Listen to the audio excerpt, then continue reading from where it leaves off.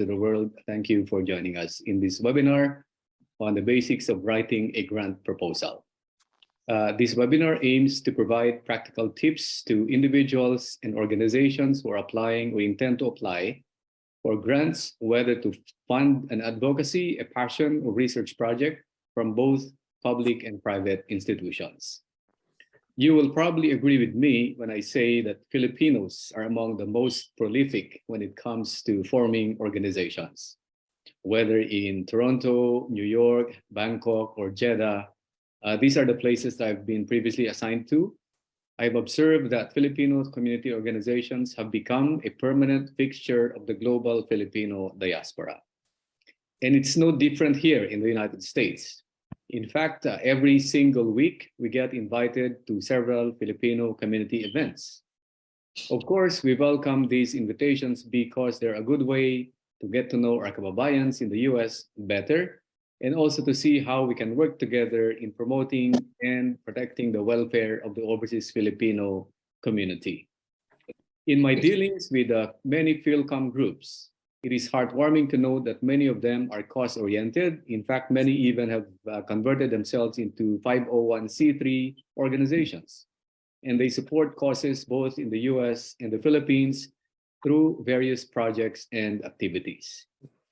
Now, as these organizations expand their operations and as they aim to make a bigger impact in the communities they serve, however, this is where funding becomes a bigger concern. And this is where grants come in, as bigger and better impact means that they need bigger sources to fuel their advocacies. Now, getting grants is not easy, as those providing them have strict criteria in choosing who shall be the grantees. For this reason, anyone wishing to request for grants need to write not just any proposal, but a good, if not excellent, grant proposal to improve their chances of getting granted. It's so much like applying for a job, where the first requirement is a well-written resume that will capture the imagination of any prospective employer. Now, many, however, do not know how to write a good grant proposal. And this is why we decided to hold this webinar. And we're happy and fortunate to have with us Dr. Veronica, who will give her expert advice on how to write a good, if not excellent, proposal for grants. Now, I know you're all eager to hear more about this, so I won't prolong anymore my brief remarks. And so I give you back Consul Maynard, who will then introduce our resource speaker for this evening. Thank you and maraming salamat. Back to you, Consul Maynard. Thank you, Consul Badajos. And like the Consul said, I'm sure everybody's eager to learn already. And so without further ado, let's welcome Professor Veronica Acosta Deprez. Thank you po. Can you hear me? Yes, great. Okay. Magandang gabi po sa inyong lahat. Thank you for being here and for supporting this webinar, which is sponsored by the Philippine Consulate General of Los Angeles, Consul General Edgar Badajos. Thank you so much for being here. And also by the MITI Foundation of Yorba Linda, California. And the CEO of that organization is Mrs. Jessie Sioson, who is now in the Philippines and is joining us here today as well. So there she is. Ako po si Veronica Acosta Deprez, and I'm a professor of the Department of Health Science at California State University, Long Beach. I have an undergraduate degree in nursing from St. Louis University, Philippines, Baguio City, Philippines. And I have master and PhD degrees from the University of Wisconsin-Madison, specializing in educational technology and public health.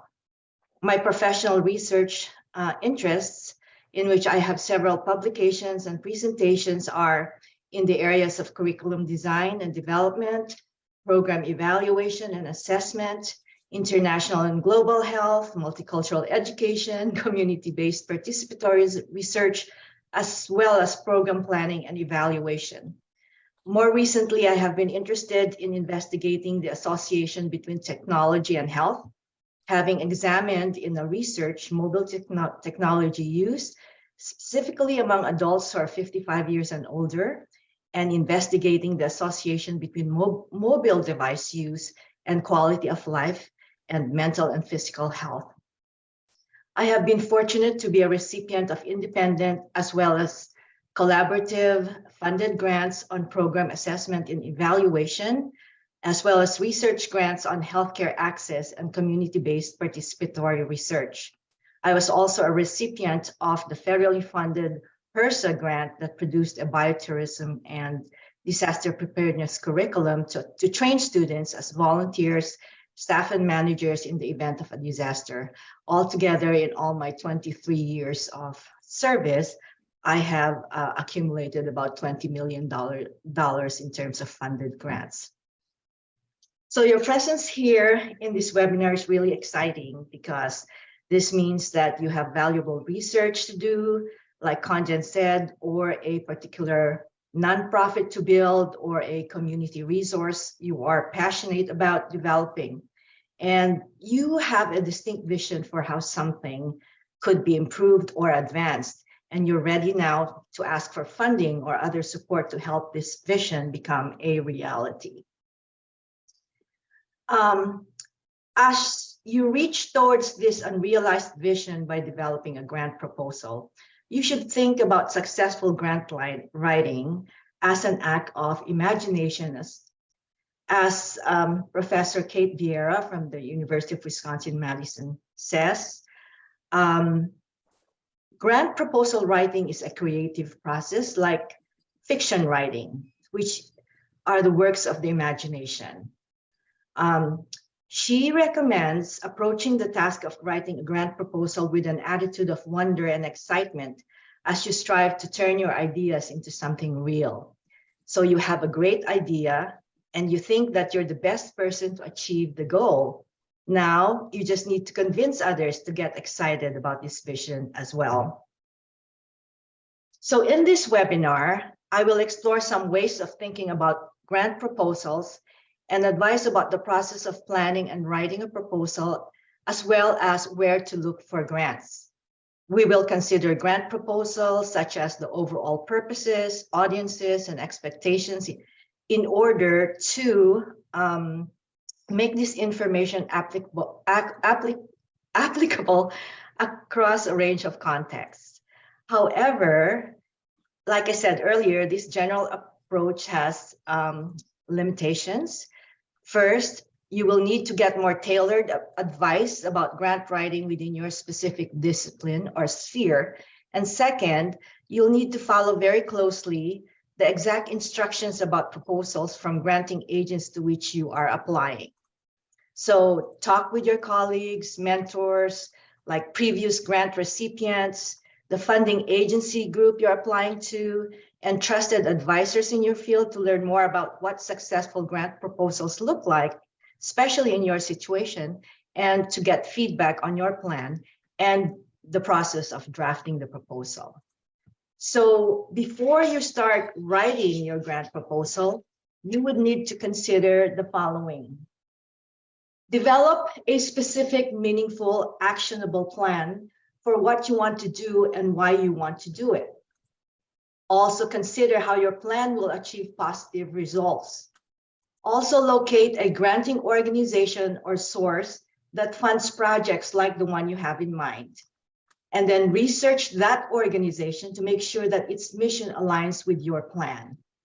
And then review the organization's proposal guidelines and examine sample proposals from your department, peers, and or your organization. So these are important things that you need to consider first before even tackling a grant.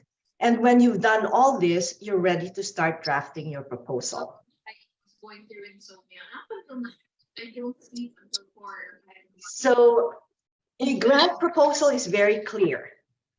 It's a direct document written to a particular organization or funding agency with the purpose of persuading the reviewers to provide you with support because, number one, you have an important and fully considered plan to advance a valuable cause.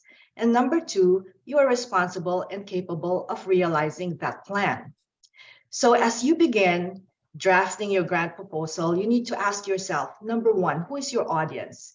Like, think about the people from the agency offering this grant who will read this proposal. What are the agency's mission and goals?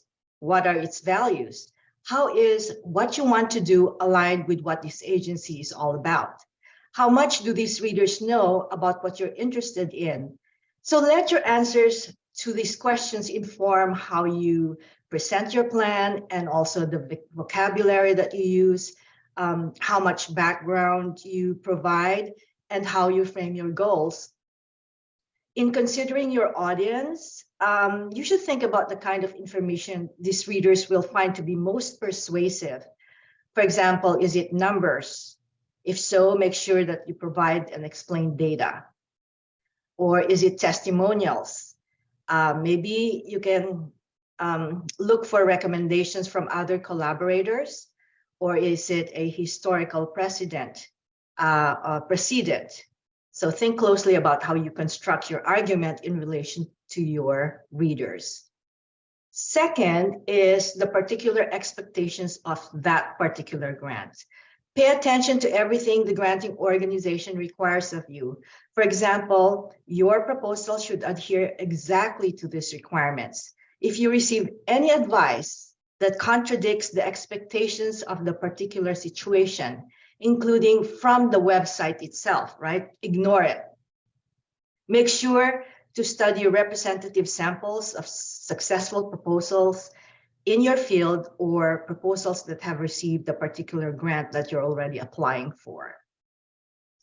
And third, and very important one, is the credibility issue. Especially when you are new to grant writing and have never received a grant before, make sure that you present yourself as capable, knowledgeable, and forward-thinking. Establish your credibility through the thoroughness of your plan, the intentional way in which you present its importance and value, and the knowledge you have of what has already been learned or studied. You can reference any past accomplishment, for example, that verify your ability to succeed and your commitment to the project. Outline the partnerships you have built with complementary organizations and individuals. And lastly, how can you clearly and logically present your plan, right? So this is really another important thing, and that is to make sure that your proposal is logical. Divide your proposal into predictable sections and label them with clear headings. We ignore this very often because we often think about the content, but the clarity in headings and labeling them is also very important. So we need to follow exactly the headings and the content requirements established by the granting agency's call for proposals. Okay, so here I am. Grant proposals are direct and straight to the point. So this isn't a good place for you to, like I did all the time, you know, I always, how do you call this, write with prose. Now, in grant writing, it's really not a good place for you to embroider your prose with like flowery metaphors or weave in subtle literary allusions, right? So this time, your language needs to be uncluttered and concise, and your concepts and language should be matched to your readers' use and are familiar with, because some granting agencies may not necessarily be familiar with your field, but you need to use vocabulary that they should be able to understand. Your readers shouldn't have to work very hard to understand what you're trying to communicate. However, you can use vivid image, like, and also maybe a compelling anecdote, right? Or maybe a memorable phrase if it conveys the urgency or importance of what you are proposing to do. Marami ho akong sasabihin, kaya I'm going to be very, very quick, and I'm going to be talking really fast. So the next thing I want to talk about would be the common elements of grant proposals. So like I said earlier, grant proposals are often organized into distinct sections, and these sections have different titles depending on the guidelines specified by the granting organization, but they frequently serve the same purposes.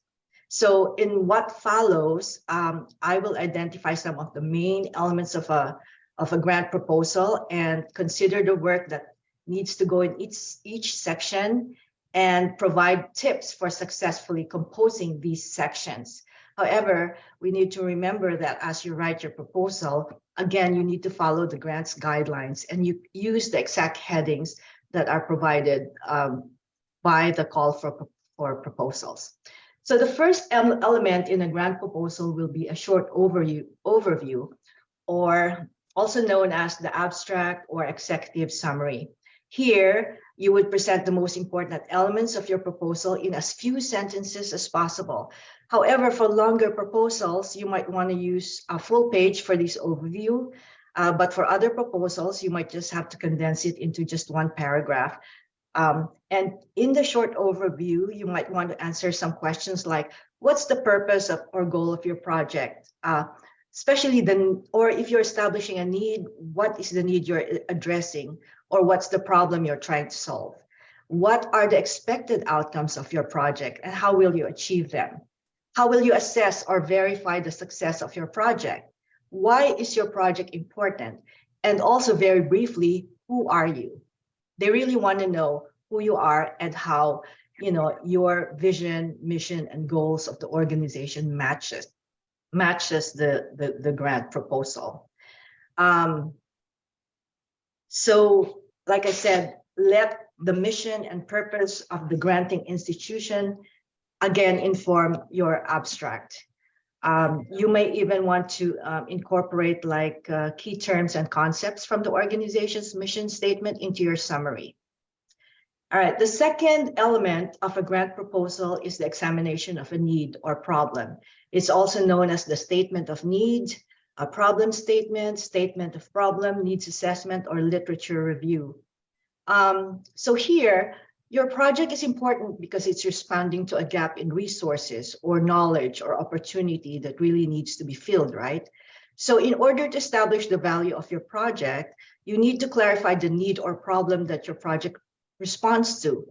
Earlier on in your proposal, make sure that you establish the context of the problem already, like the background. So for example, if this problem affects a particular population, describe the group of people, include data as appropriate. If you are a researcher and for an academic grants, this examination may take the form of a literature review, clarifying that you've extensively read on this topic and that you understand your project's scholarly context and significance. But even for academic grants, it's important to clarify why this project will make a wider positive impact and not just how it will answer a specific academic question. Okay, so the third element of a grant proposal would be the description of your project, also known as project narrative, project goals, objectives and methodology, or strategies and tactics. So now that you've established your need, right, you have to describe your project and make sure you answer some of these questions, like what are the goals of your project or your research questions? What will your project's outcome be? As with many other kinds of outcomes, grant proposal outcomes should be SMART, meaning S-M-A-R-T, specific, measurable, achievable, realistic, and timely. How are you going to achieve those outcomes? What kind of methods will you use? How will you measure or recognize your project's achievements, like the evaluation component or assessment component of your project? Or how can you be sure that your project will productively respond to the need or problem that you have identified? And very important, what will your timeline be for your project? So actually, several of these questions focus on the impact of your project. What will be the impact of your project? So this delineation of impact is very important because funders want to see that you've clearly established the realistic benefits. of your work, along with how you plan to verify and assess your achievements. The next element of a grant proposal would be, of course, your budget. Now, since you're asking for funding for other support, you need to clarify just what you're asking for and why you're asking for particular amounts. Budgets are often formatted in tables and figures, and each amount should be clearly labeled. And you might need to directly follow your budget with a justification statement. Why are you asking this? For what, right? The material, cost, equipment, and the cost should be valid, reasonable, and important for your project. And lastly, there are other sections that some grantors require and some grantors don't. But usually these sections would include like a cover letter.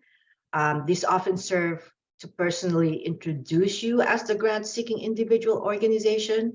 Maybe here you can establish your ethos and professionalism, maybe describe your proposed project and convey enthusiasm for the project and appreciation for your readers' time and consideration, right? And then another section could be organizational qualifications. When you're representing a nonprofit organization, sometimes you need to devote a full section to describing the nature, mission, and function of your organization. And often this comes near the section where you examine the problem. And other supporting documents could range anywhere from like a form of appendices, like additional records, endorsements, tax status information, personal bios for your organization's staff, letters of support from allied organizations or groups that are partnering with your project. So all of these documentation should be clearly related to your proposal and may be requested by some of the granting institutions. So now I'd like to talk a little bit about some general tips to pay attention to when you're writing your proposal. First of all, pay attention to the agency's key interests. As I mentioned earlier, it's important to take a look at or maybe focus on the keywords in the call for proposals or the RFP, or especially maybe in the funding organization's mission and goal. Be sure to use a lot of those terms throughout your proposal, but don't necessarily be too heavy-handed, right? You want to help your readers understand the connections that exist between your project and their purpose without belaboring these connections, right? A next step would be to organize your ideas through numbered lists. Some grant writers use numbered lists to organize their ideas within their proposal. So they set up these lists with phrases like, this project's 3 main goals are, or this plan will involve 4 stages. So using numbers in this way may not be really eloquent, but it can be a very efficient way to present your information in a clear and skimmable manner. And then next step would be to write carefully customized proposals. Because grant writing is really competitive, right? You will likely be applying for several different grants from multiple funding agencies, right? But if you do this, make sure that you carefully design your proposal to respond to the different interests, expectations, and guidelines of each funding agency. Sometimes, and I do this all the time, I might scavenge or take parts of one proposal for another. We really never have to use the exact same proposal twice and send them to different agencies, right?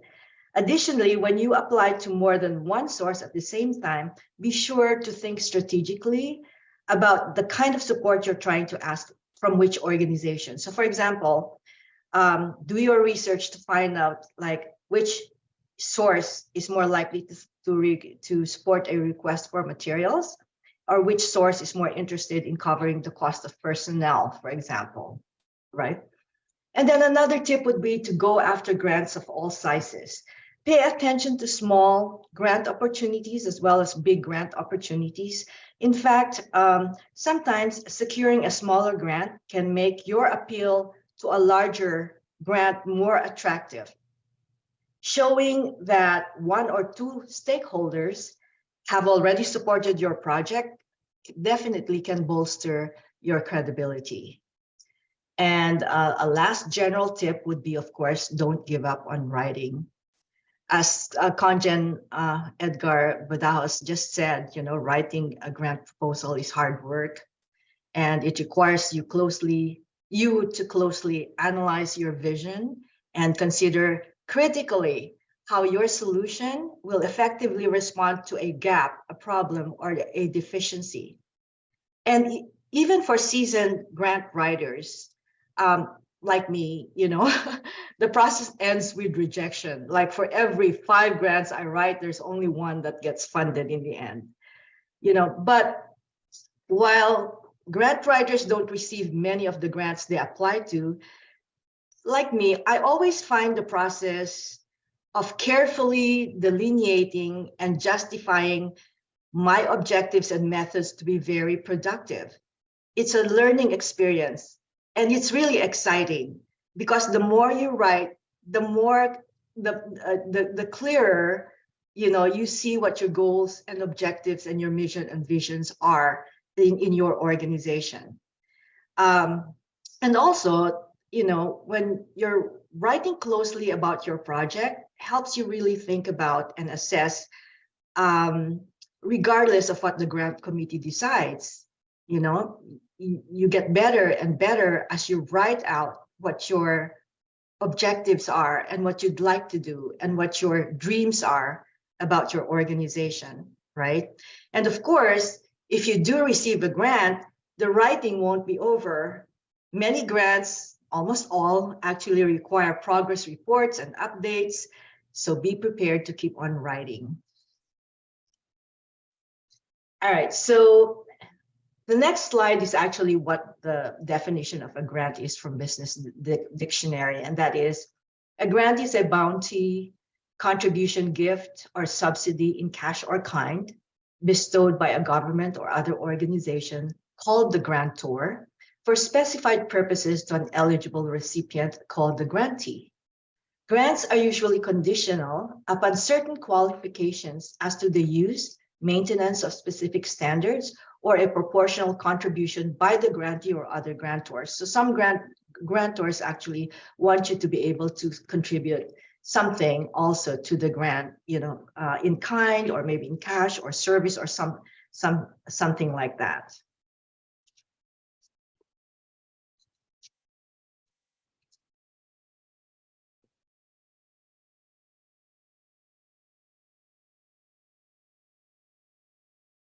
So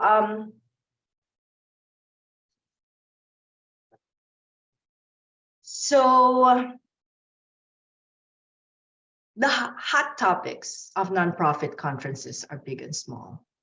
So sometimes, like, grant writing is like a pain in the neck, and it's a necessary evil by many.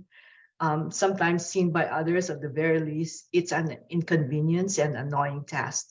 But whatever the dominant attitude towards money in your nonprofit, the inconvertible truth is that nonprofits need money to survive, and all organizations do. So what I'd like to talk about is, what usually do grant makers award funds to, right? So some grant makers or grantors award funds for a distinctive program or purpose. For example, it's designated for a specific population, like Asian American population in Orange County, for example, or they're focusing on or they give money to certain types of nonprofits, for example, environmental groups, or maybe animal shelters, or maybe some grantors give particular types of support, like program development, or of equipment, the program development or equipment, right? And then you have grantors who would provide operating support or unrestricted funding, which is usually day-to-day operating costs or to support the general work of an organization. So it's not dedicated to a particular purpose, but they really want to give funds just to the organization because they really believe that organization has good vision, mission, and goals, and that organization can create a big impact on the community. And then some grantors provide funding for capital support, which is most commonly given for like specific capital campaigns that involve like building construction, land acquisition, renovations, remodeling, or rehabilitation of property. And then other grantors provide, and this is mostly in public health, for grants for program development or restricted funding, which provides funding for a particular purpose or project. So I'd like to talk a little bit about the advantages and disadvantages of grants for nonprofits. We know for a fact that grants can fuel big, not bug, big structural projects, which enables large-scale societal impact that otherwise wouldn't probably be possible, right? And additionally, once you have obtained one grant, you're more likely to receive others. Furthermore, receiving grants is a good way to build your organization's visibility and credibility. Like, even if you receive one small grant, all of a sudden you can tell the world that you received one small grant and people will know, oh, they received the grant, they're credible. You know, they must be doing something good, right? So that's one advantage. Those are some of the advantages of grants. On the other hand, grants can be very time consuming. It first takes time to develop grant writing skills. You cannot just write a grant, you know, without having the skill to do that, right? Unless you're really, really, really, really smart or a prodigy, right? So it takes time to develop grant writing skills that actually win grant proposals. Then it also takes time to write a winning application, right? And then it can take quite a while for you to see the funds in your bank account. Sometimes the funds can even take up to a year to get to your bank account. So in the meantime, you need to make sure that you're aware of, you know, of how these funding mechanisms work. Additionally, one of the disadvantages of grants, I don't know if it's a disadvantage or not, but the thing is that they usually come with a string, with a lot of like caveats or strings attached. Typically, there are conditions that will refer to how exactly you can use the money. And these conditions can also be related to a particular program output or outcome. So sometimes the grantor would like to give you funds for something that they want you to do because they know you're capable of doing it, but it's not necessarily something that you want to do, right? So those are caveats that come with grants. So you need to be prepared to be able to tackle those caveats. So a big question would be, should you apply for a grant? So like I said earlier, every grant giving organization will have different requirements. These requirements will differ from one country to another and from one grant giving organization to another. So before even deciding to apply for a grant, take the time to discuss and consider these questions with your team. Are we able to invest the necessary resources in writing winning grant applications, right? Can we meet the grant conditions? Are the activities we would conduct consistent with our mission, our aims, and our strategies, right? And like I said earlier, some grant-giving organizations or foundations would want you to tackle something that may not necessarily be, you know, similar to what your mission, vision, values of your organizations are. So that's something we really need to think about.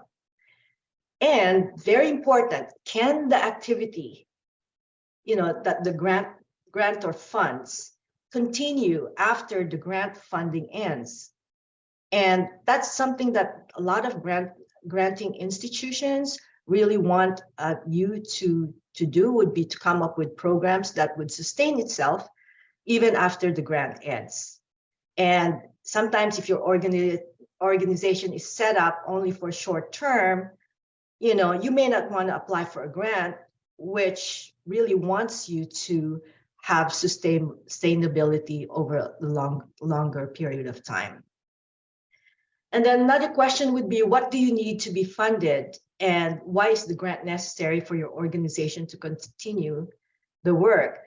So that's another question. Sometimes I'm approached by some people and say, hey, Veronica, I didn't know you write grants, right? And I said, yes, I do. Well, can you write me a grant? And then I go on and I say, what were you thinking? What kind of grant were you thinking? I want a big one. I really want a big grant, right? So what do you want that grant for, that big grant for? And they say, oh, I want a little bit of equipment here and somebody to set up a website. So you really don't need a big grant to be able to do these, right? So you have to be very clear about what do you need to be funded and what is the grant? Why is that grant necessary for your organization to continue its work? Maybe it's really not necessary. So, establishing or putting in the time and effort, for writing a grant may not necessarily be an efficient way to get, your objectives accomplished. Another thing is the right staff with the right qualifications to implement the program. This can always be a problem too, because sometimes, like I have been a part of grants where here you have a small nonprofit organization that got a big grant, but with only three staff, right? And they have like a 4-year grant.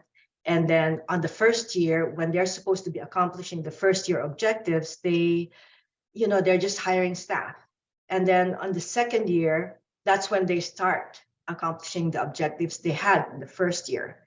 So they're already so far behind just because of, of the lack of staff, the right staff. And then so on the third year, they're so far behind that they get an F in their outcomes. And so the funding institution actually takes the grant back from them, which is sayang, So make sure that you have the staff that's needed and the qualifications of your staff to be able to implement the grant that you're asking for. And then lastly, do you have outcomes related to your past work, right? And, what can you show in terms of outcomes so that the funding institution would really know that, oh, they have experience in this. They were able to accomplish whatever they had to accomplish in this, and they had really good outcomes. There was a how do you call this? I don't know exactly where I saw that phrase, but it says 80 to 90% of what we do does not matter. It's only the 10% that matters. It's mostly the outcomes, So outcomes, and that's what you should be able to have and think about in your organization before you start thinking about, writing grants. So here's a really interesting quote, and that is in 2017, according to Giving USA, foundations contributed 16% to the overall philanthropic pie. Corporations gave 5%, while individual giving accounted for 70%. Interesting, right? Because then sometimes you really want to go for the big ones, but it's the small ones that give you the most ones. You can have several small grants, and that will be good too. You might be more successful that way, right? So some quick tips, especially for nonprofits. Align. As a nonprofit organization, you only want to work now with, if you're thinking about grant writing, and be associated with organizations whose mission and values are aligned with yours. If not, you're risking your reputation and you might end up losing donors and supporters. It's like being all over the place and really not having a clear focus and vision. So before applying for any grant, take the time to look through the grant giving organization's website, their social blogs, for example. and browse through the news about their work. Another tip would be to start small and local. While, like I said earlier, you might be tempted to go all in and apply to your country's largest grants, by all means, go for it. You never know, right? You might be very lucky.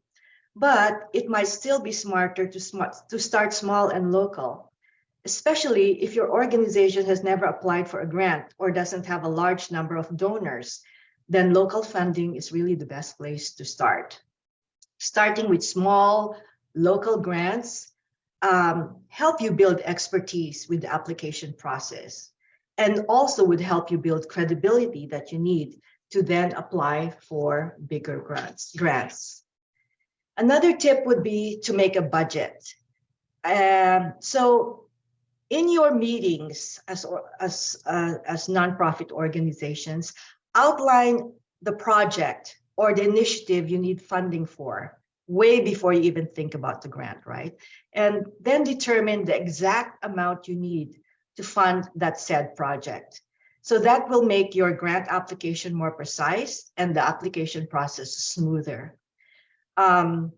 So again, the budget is really important. Meetings should consist of like, okay, what do you really need for now, right? And what you need into the future. And talking about the budget is really an important baseline before even thinking about grant writing. The fourth is benchmark. When you start looking for grant opportunities, benchmark against other similar nonprofit organizations. For example, if your nonprofit is an animal shelter, right? Maybe you can take a look at who's funding other animal shelters in your local area or your state. So this just makes finding grant opportunities easier for your organization, so that you're not looking for grants all over the place, but you're very focused in terms of, what you're actually looking for, right? And so in this way, you may also want to meet with that organization to understand the procedure. The fifth one is to triple check the requirements. It's better to spend time carefully reviewing the grant requirements before applying to make sure that you can meet all the stipulations than to find yourself in an uncomfortable situation later on. As I mentioned before, grant criteria vary drastically depending on the type of funding that you need. So, for example, requirements for government grants differ from those of private foundations and other nonprofits. This is something that a lot of nonprofit organizations do that are very established. They hire grant writers. Sometimes they're full-time or sometimes they're part-time, depending on the requirements. Some, right. And then they do the research. An experienced grant writing would know where to look, which details to look for, how to incorporate important points in the grant writing application, and write you the perfect grant proposal. And where do you find grant writers? You can find them in LinkedIn or Indeed or Upwork or Fiverr. They might all be there available for you. And then number 6 would be to be prepared. So again, like I said before, embarking on an often time-intensive and cumbersome process, make sure you're prepared. Have your strategic plans, your project plan, your mission statement, and any other tax forms, including your Form 990, for example, on hand already before you even start writing.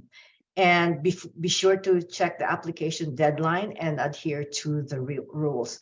And of course, this will make your grant application process more efficient and your grant proposal more effective. So how do you know that? Well, as mentioned earlier, governments, foundations, and even corporate foundations continue to press nonprofit organizations to demonstrate the impact of their programs. It's no longer sufficient to simply say, I want to do something. So in today's day and age, you have to prove it. If you're not already measuring your impact now is the best time to start. Not only will some grants ask for proof of the previous impact, but it will also be important to clearly think through how you will measure outcomes before you apply for a grant. And lastly, a very important tip would be to build relationships. Just like with every other type of fundraising, relationships matter. Don't hesitate to call a foundation to test the waters. Would they welcome your application? Maybe strike up a conversation with a program officer or the founder of a small foundation. Ask them questions. And this is what we do all the time. We add them to our email list so that they know what's happening, in our organizations. And don't overlook networking with foundation staff, more so than the general manager or the CEO. So you maybe seek them out at conferences, or maybe call a program officer at a foundation and discuss your project, just to find out whether it's a good fit or not. Maybe you can follow the foundation, the grantors, the grantor foundation on social media. So you may never know from where funding opportunities will pop up, right? So you always have to have your eyes open, and your ears always in the listening mode. So if your grant is rejected, however, find out why and check if there's anything you can do to better, or to do better, or maybe differently in the future. And maybe you could also ask if there is another funding source that they can recommend. So if you've been rejected, never burn bridges. And this is what we see all the time. Oh, I've been rejected. Why? I'm never going to apply to that funding organization again. But you never know, right? In the future, they might be the one to fund your project when you need it the most. Okay, so moving on. Where to find grants? Competition for all grant funding has intensified significantly during the last few years, especially after COVID. Additionally, most nonprofits grapple with lack of time, lack of staff, lack of money for database subscription, because sometimes, in order to get into some of these databases, you need to be a subscriber to those databases, right? And sometimes they lack funding, for those subscriptions. And also, some lack understanding and knowledge about grants. According to small business, to small business, the competition is high because billions of dollars in grants are available every year. There are 26 federal grant-making agencies in the US and more than 900 federal programs in the federal government alone. So this includes the Department of Agriculture, Department of Commerce, Defense, Education, Department of Energy, Housing, Justice, Labor, and Treasury, as well as the National Endowments for the Arts and Humanities. So, really, when it comes to looking for grants, there are several resources that you can find. So one is grants.gov. If you're based in the United States, the US government lets you know of government agencies that can provide you with grants. So grants.gov has a searchable online database for government grants for nonprofits to help you find what you need. And then the second would be, I want to do a pro tip on this one. Join the grants.gov mailing list to find grants for nonprofits through a daily or weekly digest of current funding opportunities. The second place to find a grant would be the Foundation Center. This is particularly useful for its extensive directory and free resources. This is the primary online source for grants for nonprofits that are available through private foundations, corporate foundations, and other nonprofits that accept grant proposals. And then, believe it or not, Google.org has over $1 billion in funds they plan to give over the next 5 years. Tech grants for nonprofits are announced on a rolling basis. So if there's something that you really want, maybe Google can fund that. And they have funded millions and billions already, especially in terms of technology grants. And then Google Ad grants, they usually fund very small programs like 10,000 US dollars of in-kind advertising every month from Google Ads, an online advertising solution from Google. So if you want to think about, advertising your organization, maybe Google Ads can help you do that through their Google Ad grants. And then you have grantwatch.com. This is a search engine that identifies grants for universities, hospitals, governments, schools, community-based organizations, faith-based organizations, research institutions, and even small businesses and individuals. So that's a really good place to subscribe to as well. And then you have your local and state funding. So depending on where you're based, it might be useful to try finding grants at the municipal or state level. So contact the relevant local or state departments or look through their websites. You might want to consider contacting the Department of Health, for example, maybe Jobs and Family Services or Human Services. So all of these small state and local government agencies do provide RFPs, small grants, especially at the end of the year when they have extra money, right? All of a sudden, they now want to give that money away through a competitive grant mechanism.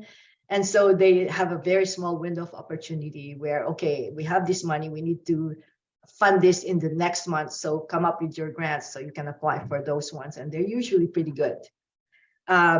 Very important is to find the department that most closely relates to your mission, right? So for example, if you're an educational nonprofit or a finance nonprofit, your best bet would be the Department of Education or the Department of Finance. And then our search engines. Sometimes a good old Google search or a search on another search engine of your choice is all you need to find relevant grants for nonprofits. But for that search to be effective, you need to have keywords ready on hand. So for example, what are the 10 to 20 keywords that describe your work and your need? So your criteria can include keywords, subject matter, geographic area, target audience, gender, race, ethnicity, and other parameters that fit your nonprofit.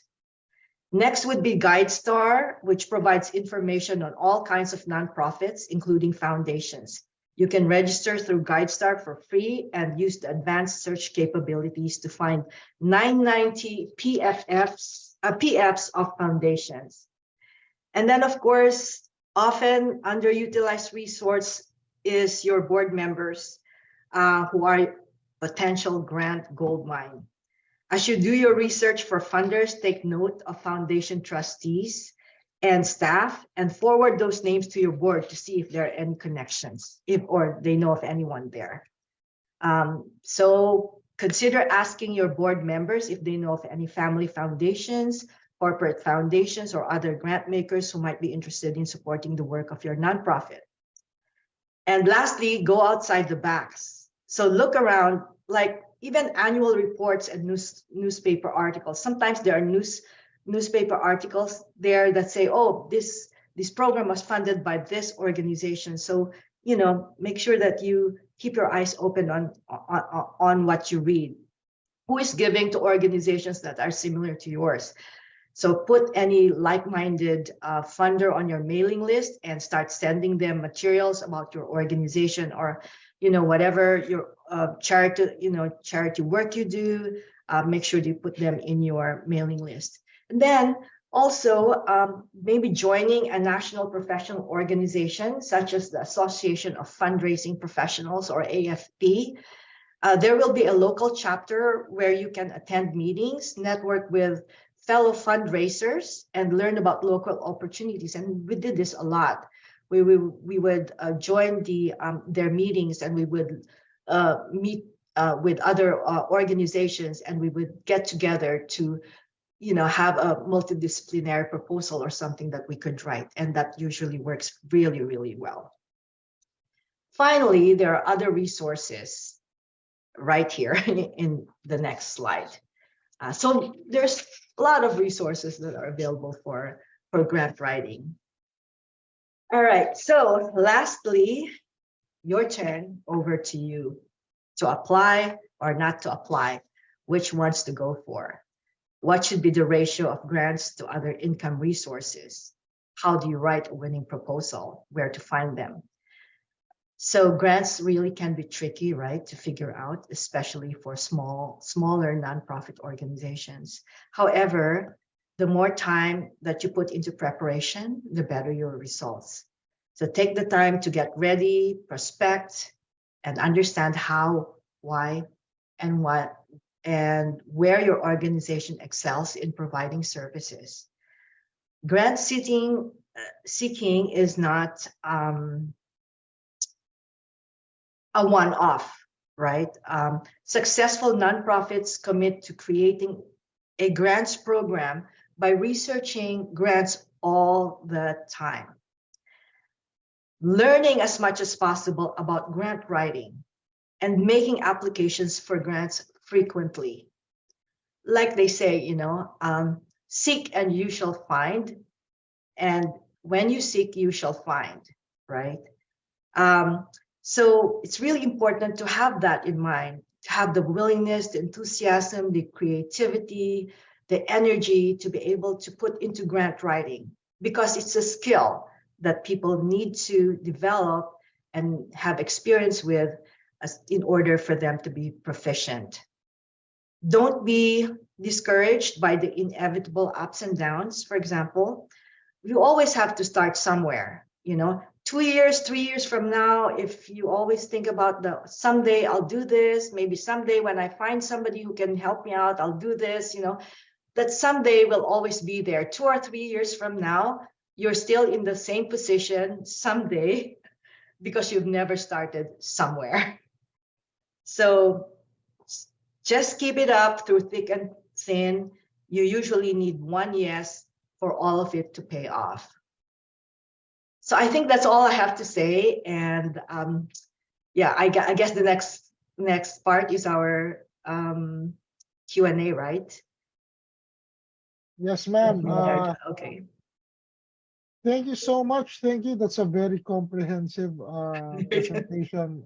Really, it's a very well done presentation. Wherein I think we need to have a copy maybe of your presentation, ma'am. I think it's very informative. It's something that we can keep on coming back to in case we want to do some grant writing. So thank you again. We do have a Q&A portion now. So if there are any questions, just please put it in the chat box.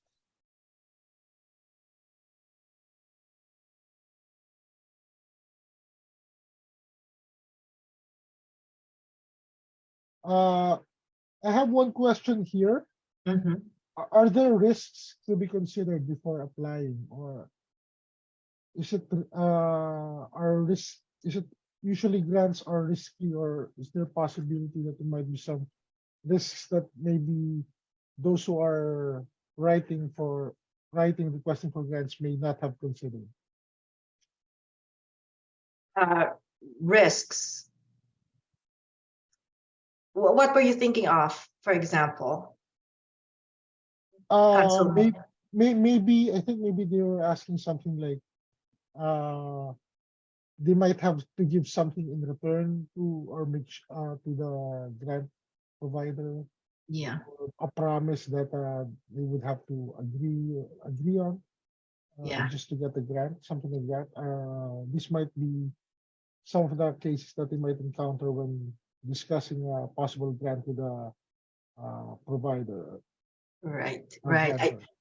Yes, I see what your question is. Usually, funding agencies are very direct. They know exactly what they want. They give it to the organizations that they believe will be able to do what they want you to do. And then there's always a very formal agreement in the process. and it's very, it's very specific. The agreement's very specific on what you're going to do. So in fact, there were funding agencies that gave funds to organizations like the ones I applied for before, right? And the organizations, they were really happy in the beginning, but then afterwards they decided we can't do this. It's a great grant, but I don't think we can do it. And this was a faith-based organization. Yeah, so it's very specific and very distinct what they want you to do. And if you can't do it, it's really a good idea that you don't do it. Yeah, I guess there's another issue of like in the middle of the project, the grant gets pulled. Is that possible? Yeah. So for example, I had a 4 or 5 year grant, and it was like a $3 million grant, right? And it's 5 years. And the organization was so happy to get the grant. But then because of staffing issues, or because the organization were really not that organized, it was difficult for them to achieve or accomplish the outcomes that they set out to achieve. And so they were always far behind. Like every year they were evaluated. And in the evaluation, they were given like progress evaluations that were very long, and they were graded on what they've achieved so far. So in the beginning, there was like, oh, okay, A, and then it got to be a B, and then it got to be a C, and then a D, and then an F, and the funding agency took the money away from them. Yes, ma'am. Yeah. I understand. So yeah, we have several questions on the chat box. Some are directly sent to me. So in your opinion, is it easier to apply for a government grant or a private grant? Also, in your experience, which comes with more strings?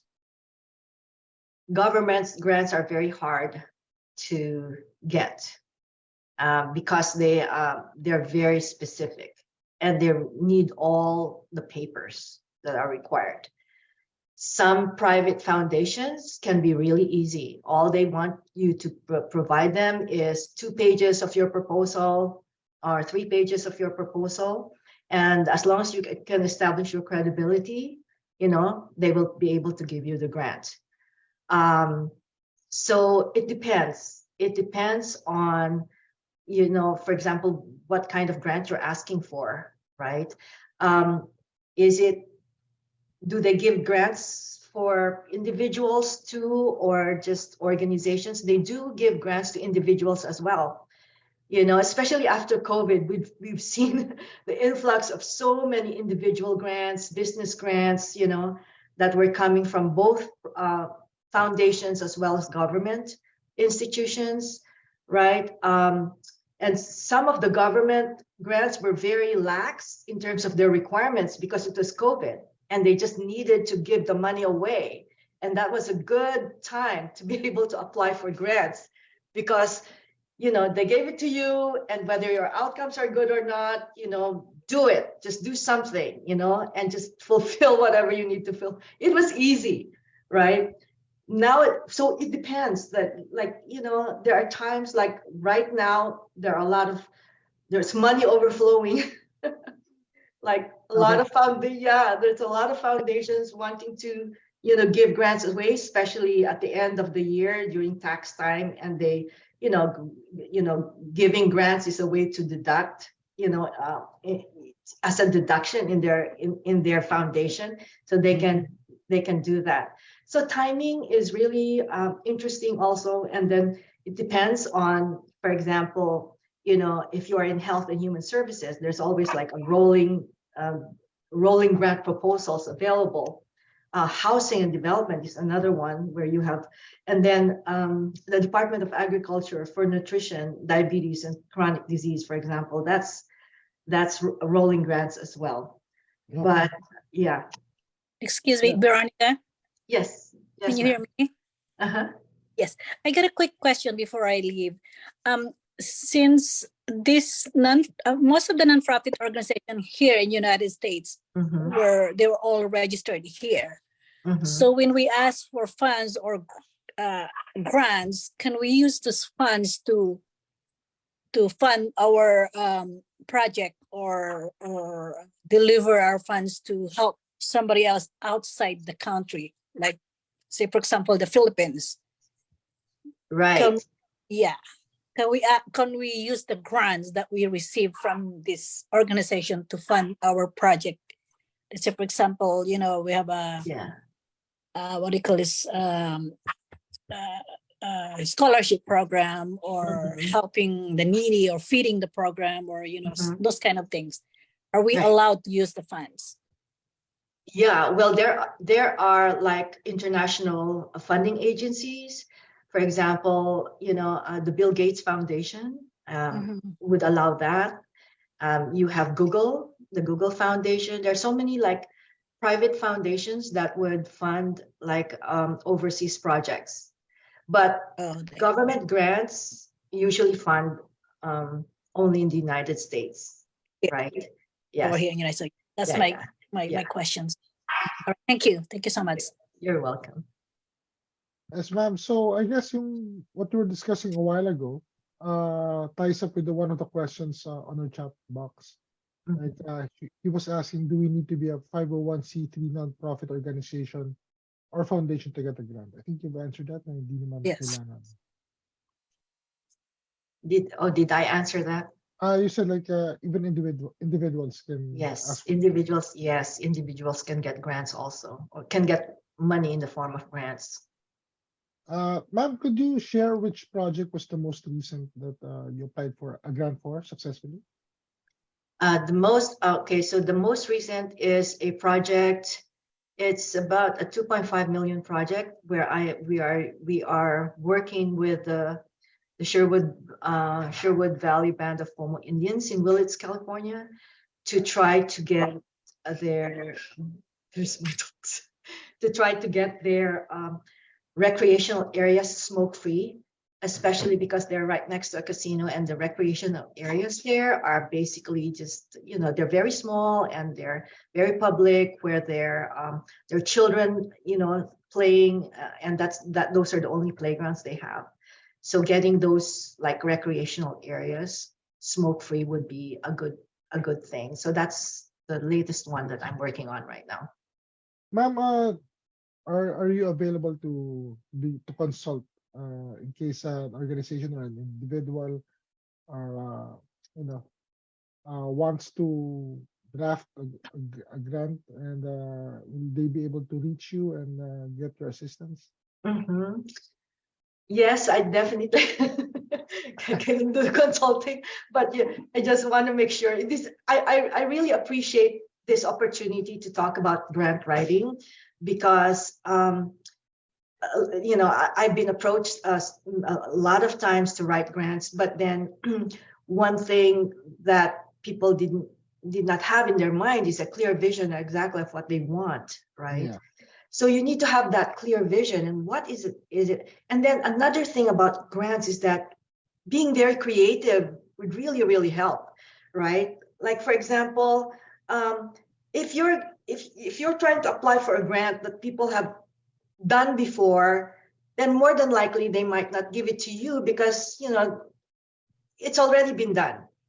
So like being very creative, coming up with very unique ways of doing things that has a great impact on the community that you're serving, right? Yeah.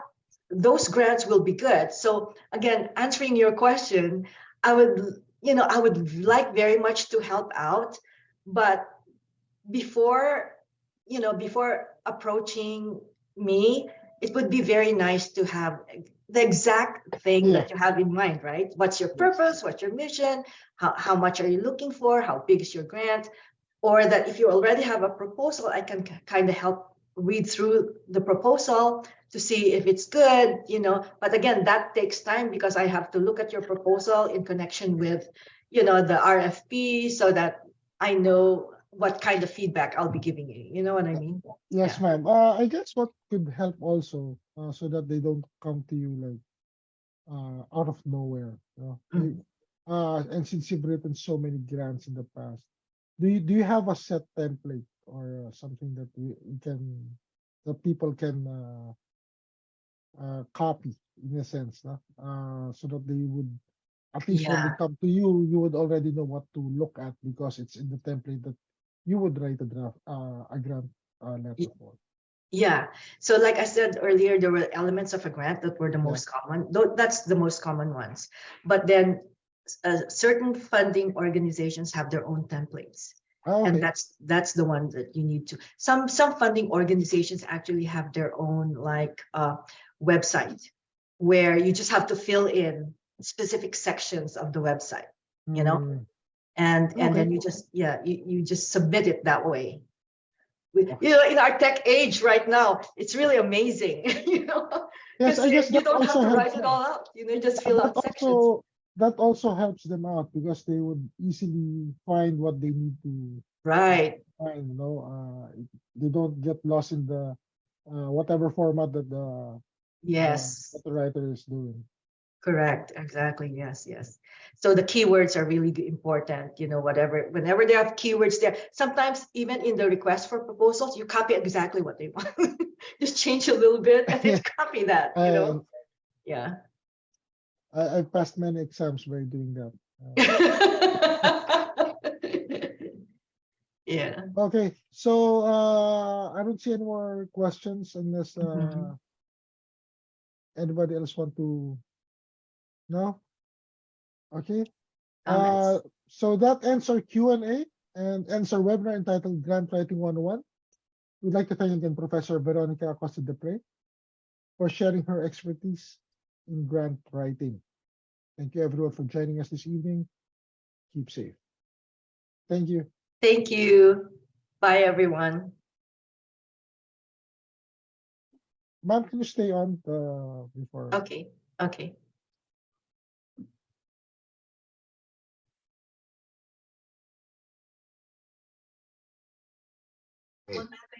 Oo. Oo, in-stop din. Saan? Saan? Naka-close siya eh. Di ba? Saan? Saan? Sa dito? Sa chat box? Just sandali lang, can you stay lang with Ma'am Veronica. Mhm. Ako dun sa... Everybody else can be.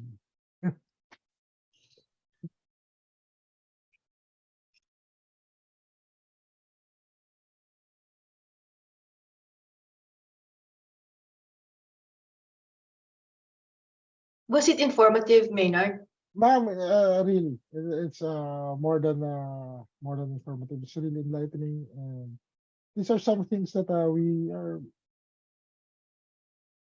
Hmm? Okay, ma'am, I'll call you. I have to call you. Okay. I'll wait for your call. Thank you. Hi, Ate Jessie. Bye-bye. Okay, ma'am. Bye. Bye-bye. I'll leave na. Yes, ma'am. Okay.